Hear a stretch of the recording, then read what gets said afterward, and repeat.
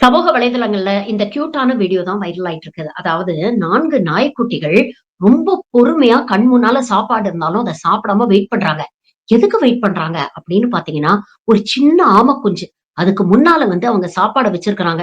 அது மெல்லமா ஊர்ந்து போய் அந்த சாப்பாட்டுல வாய வைக்கிற வரைக்கும் இந்த 4 நாயும் ரொம்ப பொறுமையா காத்துக்கிட்டு இருக்கு. உடனே ஓனர் கோ அப்படின்னு சொன்னோனே, அதுக்கப்புறம் அந்த 4 நாயும் போய் தன்னுடைய சாப்பாட சாப்பிடுது. இதுல வாழ்க்கையுடைய ஒரு முக்கியமான தத்துவமும் அடங்கி இருக்குங்க. இவ்ளோ பெரிய ஜனநாயக நாட்டுல இருக்கோம். சில பேர் பொருளாதார ரீதியாக முன்னேறி இருப்பாங்க. சமூக ரீதியாக முன்னேறி இருப்பாங்க. ஆனா, பல பேர் சமூக ரீதியாகவும், பொருளாதார ரீதியாகவும் இன்னும் பின்தங்கி தான் இருக்காங்க. அப்ப அவர்களுக்கான சரிசமமான வாய்ப்புகளை ஏற்படுத்தி கொடுக்கக்கூடியது ஒரு அரசுடைய கடமை. அந்த கடமைய தான் ரிசர்வேஷன் மூலமாக அரசாங்கம் செஞ்சுகிட்டு இருக்கு. அந்த ரிசர்வேஷன விமர்சனம் பண்ணாம, எள்ளி நகையாடாம பின்தங்கிய சமூகத்தை சேர்ந்தவங்களும் நமக்கு இணையா வரணும். அதற்காக நாமளும் பொறுமையா காத்துக்கிட்டு இருக்கணும். அப்படிங்கிற ஒரு முக்கியமான பாடத்தை இந்த காணொளி நமக்கு கத்துக் குடுக்குது. இந்த காணொளிய பத்தி நீங்க என்ன நினைக்கிறீங்க? உங்க கருத்துக்கள பதிவு பண்ணுங்க.